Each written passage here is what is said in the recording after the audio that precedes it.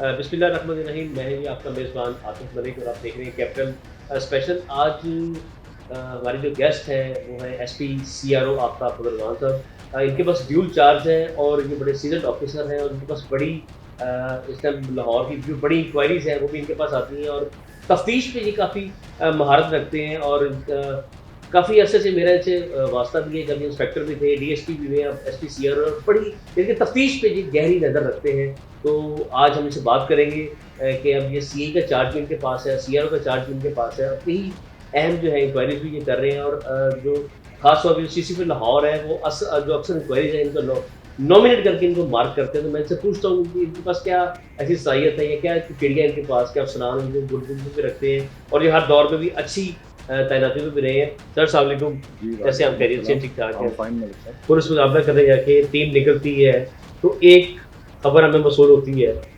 Just वही एक line लिखी होती है कि डीएसपी कोतवाली ने मुकाबला किया और रेड पे जा रहे थे, वहाँ से रिकवरी करनी थी। दौरान रिकवरी डाकुओं के साथियों ने हमला कर दिया, डाकुओं की ही फायरिंग से उनका साथी मर गया। देखिए, सोसाइटी और पुलिस के दरमियान फासलों को कम करने की ज़रूरत है। वो इस तरह कि पुलिस मुकाबला में एक नेचुरल सोसाइटी की ख्वाहिश ये होनी चाहिए कि डाकू मरे, पुलिस वाला शहीद ना हो। अब ये ख्वाहिश कि जी अगर डाकू मरा तो पुलिस वाला भी शहीद हो, तो मैं इसको सॉरी टू से मैं इसको एक सैडिस्ट थिंकिंग कहूँगा, क्योंकि हम तो सोसाइटी के लिए लड़ रहे हैं। हमारी जो साइड है वो सोसाइटी की है, डाकुओं की साइड है वो ऑपोजिट साइड है। लोगों के उनके घरों में घुस के जो लूट रहे हैं वो डाकू हैं। उनकी बच्चियों को दौराने वारदात जो रेप कर रहे हैं वो डाकू हैं। दौराने मोबाइल छीनने में जो शरीफ शहरी को गोली मारकर मार देते हैं वो डाकू हैं। अब उनके एंटी कौन काम कर रहे हैं?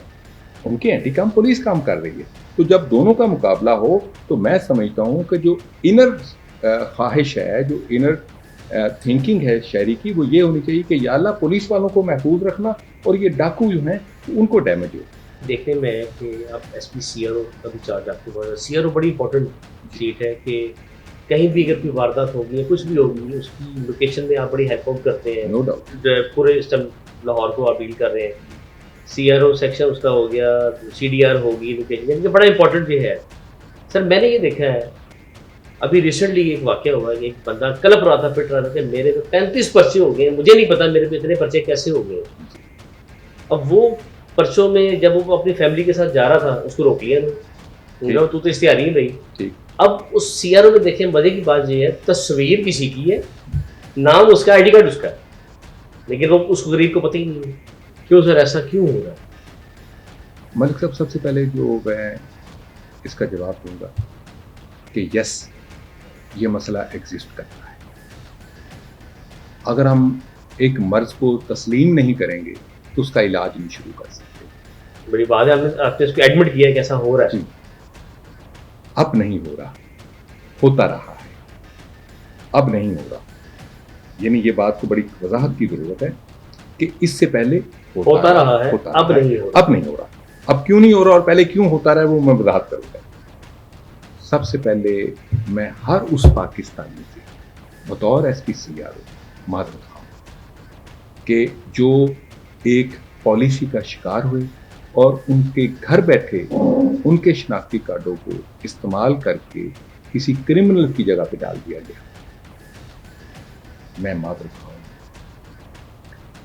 अब सवाल यह है कि पहले क्यों हो रहा था और अब क्यों नहीं हो रहा। अब नहीं हो रहा तो इसका क्रेडिट हमारे सीसीपीओ साहब जनाब बिलाल सिद्दीक कामियाना को जा रहा है कि उन्होंने इस पॉलिसी का खात्मा किया।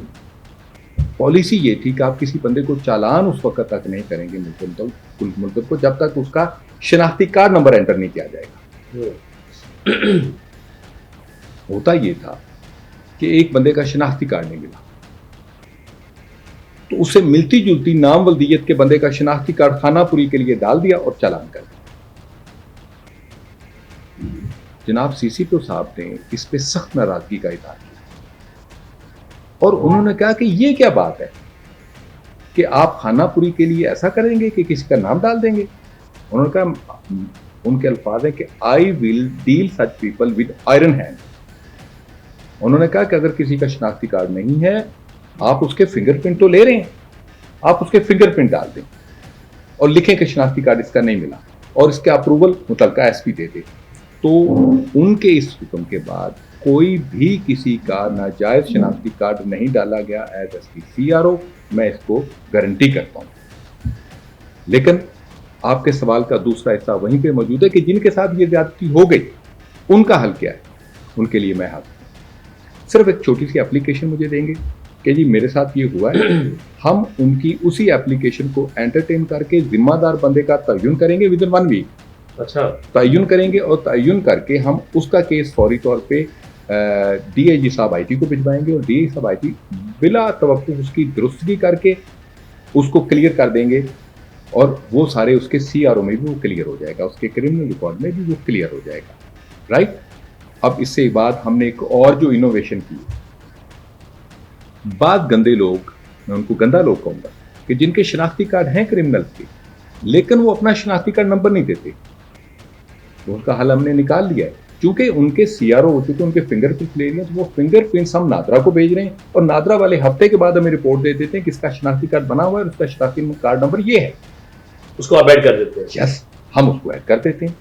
सो जब आप काम करने की नीयत हो आपकी, तो रास्ते कुदरत आपके लिए बनाती जाती है। सर ये तो बात कर ली आपने, ठीक हो गया। अच्छा, अब सर सीआरओ में एक और भी प्रॉब्लम बड़ी आ रही जी। है। अब अक्सर लोगों को नहीं पता, सीआरओ को फर्ज करें कि जुए में पकड़े जाते हैं। जुआ कोई इतना बड़ा क्राइम नहीं है, अभी पकड़ा सुबह छोड़ दिया, उसका सीआरओ पर अवेलेबल ऑफेंस है।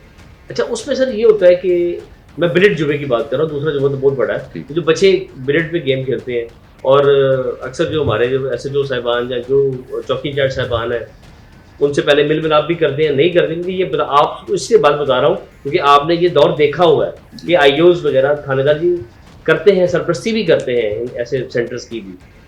तो वो 8-10 बच्चे बाहर से पकड़ लिए, एक 4-5 बच्चे बाहर खड़े वो भी पकड़ के ले गए साथ, उनका सीआरओ हो गया, उनके सीआरओ में आ गया कि जनाब ये जुआ खेलते पकड़े गए, वो चढ़ खाते तो चढ़ गया ना पुलिस के। मैं आपका सवाल समझ रहा हूँ। अच्छा, इसमें सर वो सुबह बेल होगी, सब घर चले गए, हर चीज़ होगी। अब उनमें से एक बच्चा चाहता है कि मैं बाहर जाऊँ स्टडी के लिए, कुछ करना चाहूँ।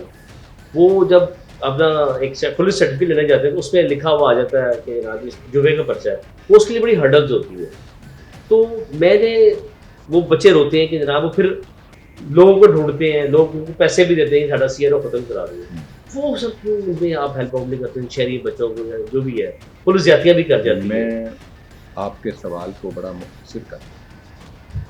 आपका सवाल ये है कि वो लोग जो छोटे मोटे क्राइम्स में पकड़े जाते हैं और उनका सीआरओ बन जाता है और उनको बाहर जाने में वो रुकावट हो जाती है, तो उसका क्या हाल है? यही आपका जी बिल्कुल। इसका मैं जवाब देता हूँ।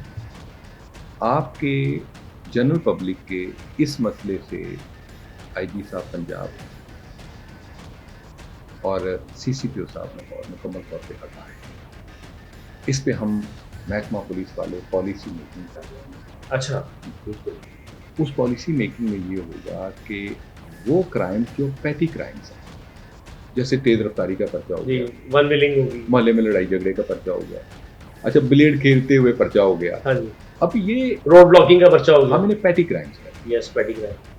तो पैटी क्राइम्स के लिए ये होगा कि ऐसे लोगों का या अगर बंदे पे पर्चा हुआ है और वो बरी हो गया या पर्चा डिस्चार्ज हो गया, तो फिर भी अगर हम उसके माथे पे वो दफात लगाए रखेंगे तो उसका तो फ्यूचर खराब हो गया। यस, हम उसमें ये करेंगे कि पुलिस रिकॉर्ड में उनका रिकॉर्ड हमेशा महफूज रहेगा, लेकिन जब हम सीआरओ सर्टिफिकेट जारी करेंगे तो पुलिस की एक कमेटी उस पर फैसला कर देगी कि जी इनके सीआरओ में ये रिकॉर्ड नहीं दिया जाएगा।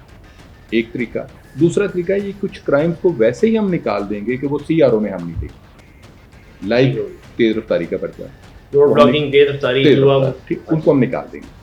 उसमें ये होगा कि वो बेशुमार हमारे नौजवान जो बड़े बासलाहियत लोग हैं और वो बाहर जाने के लिए, मुल्क के लिए ज़र मुबादला कमाने के लिए बाहर जा रहे हैं, तो उनकी वो रास्ते की रुकावट दूर हो जाएगी इंशाल्लाह। यानी कि ये पाइपलाइन में है, आप इसको डिस्कस कर रहे हैं? जी, फाइनल स्टेज पे ये इंशाल्लाह ताला ये क्लियर हो जाएगा। इसमें लाहौर हाई कोर्ट ने भी इसका नोटिस किया हुआ है। सीआरओ में आपके पास एक और भी एक्सेस है सीडीआर की, जिससे आप मुल्ज़मान को लोकेट करते हैं, उसका अगर वो नहीं मिलता तो फिर उसको जो उससे राब्ते में होता है हीनियस क्राइम में, फिर आप उसको भी उठाते हैं या चीज़ करते हैं तफ्तीश के लिए। अच्छा, पिछले दिनों सीडीआर्स में एक बड़ा इशू आ रहा था कि सीडीआर्स में कुछ अहलकार हैं, वो तमा नफसाने के लिए शहरियों से अपने ज़ाती मफादात के लिए मेरा डाटा चोरी करके उसको सेल कर देते हैं। 2500 से 5000 तक जी। वो पैसे लेते थे और वो सीडीआर प्रोवाइड करते थे। अब एनीहाउ आपके नोटिस में है या नहीं है, लेकिन ये एक इंक्वायरी भी इस पे चल रही है जो मेरे नोटिस में है और ये कई शिकायत मौसूल हुई है। तो इस पे भी आपने चेक एंड बैलेंस किया सर? देखिए, अगर हम कहें कि पुलिस में सब लोग ही बड़े नेक और इखलाकियात से भरपूर हैं, तो ऐसी बात नहीं है। हर डिपार्टमेंट की तरह कुछ काली पेड़ें पुलिस में भी हैं। अब पुलिस का काम है कि ऐसी काली पेड़ों को रूट आउट करे, कल आउट करे, निकाले अपने अंदर। जहाँ तक सीडीआर के लेने और उसको मिसयूज करने का ताल्लुक है, अगर किसी भी देखें, ये सीडीआर किसी भी बंदे का बड़ा पर्सनल रिकॉर्ड है। यस। मैं कहूँगा it is a sacred record है, मुकद्दस रिकॉर्ड है ये। स्टेट आपकी प्राइवेसी की गारंटी दे रही है, क्रिमिनल्स की प्राइवेसी की नहीं, एक शरीफ आदमी की प्राइवेसी की गारंटी कर रही है स्टेट। ये आपके बेसिक फंडामेंटल ह्यूमन राइट्स का हिस्सा है। तो अगर कोई बंदा एक शरीफ आदमी का किसी पुलिस वाले के जरिए सीडीआर रिकॉर्ड निकलवा के मिसयूज कर रहा है, मैं रिक्वेस्ट करूंगा आरिफ शहरी को कि फौरी तौर पे उसकी एप्लीकेशन मुतलका थाने में दे। ये एक क्राइम है। Yes, right. एक चीज। सेकेंडली, हमने इस चीज पर सिस्टमैटिक काउंटर किया है। इस अगर कोई ट्रेंड है, अब तमाम जो सीडीआर किसी पुलिस अफसर ने किसी मुकदमे में लिए हैं, तो हम उसका ऑडिट करवा रहे हैं कि ये सीडीआर आपने इस मुकदमे के लिए ली, बताइए आपने इसके बाद क्या किया। अच्छा, इस पे आप ऑडिट हो रहा है? ऑडिट हो रहा है कि इस पर आपने क्या किया। अगर ये साबित हो जाता है कि किसी पुलिस अफसर ने किसी भी दीगर मकसद के लिए सरकारी उस मुकदमे की, क्योंकि जब आप सीडीआर अप्लाई करते हैं तो आप बताते हैं कि मुझे इस मोबाइल फ़ोन की इस मुकदमे में ज़रूरत है, जनरली मंगवाएंगे आप, इस मुकदमे का रेफरेंस देंगे। मुकदमे का आप रेफरेंस देंगे कि इस मुकदमे में ज़रूरत है, और अगर वो साबित नहीं कर पाता कि इस मुकदमे के लिए किसी और मकसद के लिए इस्तेमाल किया है, तो ऐसे बंदे को हम महकमाना तौर पे सख्त सज़ा देते हैं, जो डिसमिसल तक भी हो सकती है। सो इसमें आपको कोई भी शिकायत हो, किसी भी पब्लिक के बंदे को शिकायत हो, तो चुप मत रहिए, खामोश ना रहिए, अपनी एप्लीकेशन दीजिए। फिर कहूँगा 1787 पे दे दें आप बिल्कुल उस पर रिस्पॉन्स आता है। उस पर आपको रिस्पॉन्स आएगा कि जी ये मेरा नंबर है, इसको फलां बंदे ने मिसयूज किया है, बराए मेहरबानी चेक किया जाए कि इसने ये कहाँ से लिया था। हम कंप्यूटर पे क्लिक करेंगे उस नंबर को, तो फौरन आ जाएगा कि जी इसको इम्तियाज़ हुसैन ऐसा ही ने लिया था। तो हम उस फाइल को मंगवा लेंगे कि जनाब इम्तियाज़ हुसैन साहब, हमें ये बताइए कि आपने ये डेटा लिया है, ये फलां बंदे के पास पहुँच गया है, आपने इस मुकदमे में लिया था, आप क्या इस्तेमाल किया। और अगर वो नहीं हमें सेटिस्फाई कर पाता, तो एज पुलिस अफसर मैं समझता हूँ कि dismissal from service should be the minimum punishment for this case. NIU जी, आजकल बड़ा वो फैला हुआ है, शायद पे बड़ी इंक्वायरीज हो रही हैं और ये भी है। उसके साथ साथ फिर लाहौर में एक और एसएचओ साहब का भी नाम आ गया कि वो भी ड्रग पेडलर्स के साथ मिले हुए थे। तो इसमें आप क्या कहेंगे कि और ये दोनों जो अफसरान थे, एक एनआईयू के डीएसपी साहब मदर साहब और एक एसएचओ सगीर मेहता, इन दोनों को मेजर पनिशमेंट भी काफ़ी दफ़ा मिली है, डिसमिसल भी है, सस्पेंशन भी बहुत ज़्यादा है, और ये फिर दोबारा ज्वाइन कर लेते हैं। अब ये इतने केसेस बने हैं, तो मेरा ख्याल है ये फिर आ जाएंगे। देखिए, दो केसेस हैं। एक जो मदर इकबाल का है, मैं ये क्लियर कर दूं कि वो डीएसपी बिल्कुल नहीं था।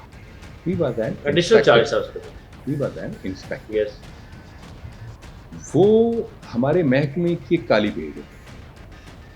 He is a black sheep of police department, और ये मैं अपनी पर्सनल ओपिनियन नहीं दे रहा, नहीं, तो वो हाई की इंक्वायरीज है। ऑफिशियल ओपिनियन है। मदर इकबाल 8 दफा डिसमिस हो चुका है। जी। मदर इकबाल इससे पहले 26 दफा सस्पेंड हो चुका है, और इस पर 14 FIRs हैं। मैं समझता हूं कि इतने बुरे रिकॉर्ड के साथ तो इसको CIA के हवाले कर देना चाहिए, वो इसकी तफ्तीश करें। कि और वो जो इस पे FIR हैं, वो FIR मामूली नहीं है, वो कत्ल, अगवा, घरों में डाके और सरकारी अहलकारों पर बंदूकें तानने के मुकदमा है। तो महकमे को तो पता था ना सर, पहले भी तो है ना। लेकिन आप अब इस महकमे को अप्रिशिएट किए बगैर नहीं रह सकते कि इसी महकमे ने अब उसे दोबारा फिट किया, पकड़ा है उसे। पकड़े से मुराद है कानूनी तौर पे पकड़ा है, फिजिकली वो मफरूर है, जी ऐसी। लेकिन इसी महकमे ने DIG साहब इन्वेस्टिगेशन जनाब इमरान किशवर साहब ने पूरी इंक्वायरी के बाद उसे डिसमिस्ड फ्रॉम सर्विस किया। उस पर अगवा, बराए तवान और डकैती की एक और FIR थाना मुनावा में दर्ज हो चुकी है। सगीर में इतला वो डिसमिस फ्रॉम सर्विस हो चुका है। और अब ये सारे मसाइल एक नया फिनोमिनन लाहौर पुलिस को फेस करना पड़ रहा है। अक्रॉस द बॉर्डर हेरोइन की जो स्मगलिंग हो रही है पाकिस्तान से उधर, जो जा रही है, आइस भी जा रही है, ब्लैक करने वाले जो स्मगलर हैं, स्मगलर्स की याद रखें कोई नेशनैलिटी नहीं होती, वो पाकिस्तानी या इंडियन या किसी और मुल्क का नहीं होता, वो इंसानियत का दुश्मन होता है जो यहाँ से स्मगल करके दूसरे मुल्कों को देखें। सऊदी अरब में मनशियात रखने की सजा मौत है और इधर से लोग उम्रे और हज के बहाने उधर मनशियात लेके जाते हैं और वहाँ पे सऊदी हुकूमत उनके गर्दनें उड़ा देती है। इसका मतलब ये है कि वो इसी काबिल ही हैं और जो पुलिस अफसर मनशियात वाले स्मगलर्स के साथ मिलकर काम करता है, हम उसके साथ वही ट्रीट करेंगे जो मनशियात के स्मगलर्स के साथ होता है। We will arrest them, we will send him to the jail. अल्लाह करे सर आप ऐसा हो कि लाहौर पुलिस में ऐसी जो काली भेड़े हैं उनका तनाकमा किया जाए, क्योंकि मेरे तो नोटिस में है कि अक्सर के इसके अलावा भी है लेकिन अभी वो मोहतात हो गए हैं। लेकिन लाहौर में सुना जाता है कि चलता है sir, Lahore I am sorry to say police की आशीर्वाद के बगैर क्रिमिनल सर नहीं उठा सकते, ये तो लिखी पड़ी बात है। और मैंने आपका टेन्योर भी देखा है कि आप जब सर्कल में रहे हैं वहाँ से मनशियात वाले भी भाग जाते थे, ऐसे जो भी सीधा होकर मंत्री भी बंद हुई थी। वाई आफ्ताब पुदरवान, वाई कोई और अफसर क्यों नहीं, उसकी दहशत क्यों नहीं है? उसकी वजह ये है कि मुझे जर्नलिज्म क्राइम करते हुए 12-13 साल हो गए। हमें तो अब लाहौर के हर थाने के ऐसे को पता होता है कि ये क्या करता है, क्या करता है, क्या करता है। तो आपसे बातें करने का बड़ा ही मज़ा आया मुझे। क्यों? इसलिए कि आप एक ब्लंट अफसर हैं, आप बिल्कुल साफ़ सुथरे आदमी हैं और ये मैं आपकी कोई तारीफ़ नहीं कर रहा, ये मुझे पता है क्योंकि हम वो है ना क्राइम रिपोर्टर्स हैं, हम देखते रहते हैं। मन आनम के मन दानम, लेकिन मैं आपका मशकूर हूँ सर, आपकी मेहरबानी है। ये थे आफ्ताब पुदरवान साहब, इनसे हमारी बड़ी गपशप भी लगी, खटी मीठी हमने बातें भी की और ये बड़े ब्लंट पुलिस ऑफिसर भी हैं और इन्होंने जो महकमे की काली भेड़ें हैं उनको भी नॉमिनेट किया और सिफारिश भी की कि ये डिसमिसल के ही काबिल थे। तो इंशाल्लाह नेक्स्ट टाइम दोबारा हम किसी अफसर के साथ बैठेंगे, उससे दोबारा ही ऐसी महकमे के बारे में खटी मीठी बातें करेंगे। अपने मेज़बान आतिफ मलिक को इजाज़त दीजिएगा। अल्लाह ने